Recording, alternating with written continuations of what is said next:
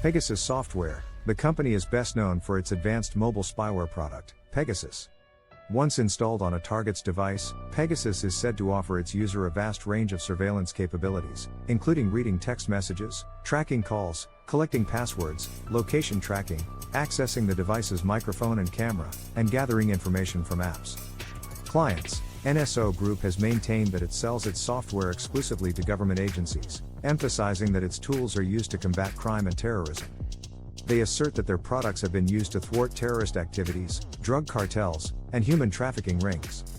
Controversies and misuse. The use of Pegasus software has been linked to various controversial activities, including the surveillance of journalists, human rights activists, and political dissidents in various countries.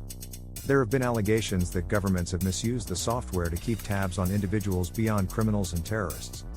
Notable incidents. In 2019, the messaging platform WhatsApp sued the NSO Group, alleging that the firm was involved in cyberattacks on 1,400 of its users. In other incidents, there have been claims that Pegasus was used in the surveillance of the slain Saudi journalist Jamal Khashoggi and other instances of monitoring activists and dissidents. Regulation and export restrictions. Due to its capabilities, the sale of NSO Group's tools is subject to regulation by the Israeli government. Israel views these tools as a type of weapon, meaning their export is tightly controlled. Denial of misuse. The NSO Group has consistently denied allegations of misuse of its tools. They have often emphasized that they provide their software for the purpose of aiding law enforcement and intelligence agencies in legitimate criminal and terrorism investigations. However, they acknowledge that they don't have control over how the tools are used once sold. The NSO Group, an Israeli cybersecurity firm founded in 2010, has become infamous for its advanced spyware tool, Pegasus.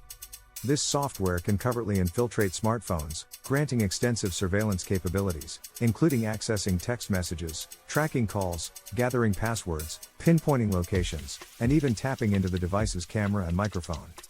Ostensibly, Pegasus was designed for legitimate anti-terrorism and criminal investigations.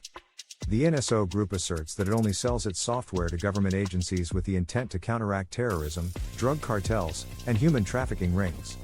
However, these assertions have been cast into doubt due to various controversies surrounding the misuse of Pegasus. Numerous reports suggest the software has been deployed far beyond its supposed remit, targeting journalists, human rights activists, political dissidents, and other non-criminal entities. For instance, there have been allegations linking the use of Pegasus to the surveillance of Jamal Khashoggi, the Saudi journalist killed in 2018. Similarly, in 2019, WhatsApp filed a lawsuit against the NSO Group, alleging that they orchestrated cyberattacks against over 1,400 of its users. In defense, the NSO Group has consistently refuted such allegations, emphasizing its role as a mere tool provider with no direct control over the deployment or specific targets of its software once it is in the hands of clients.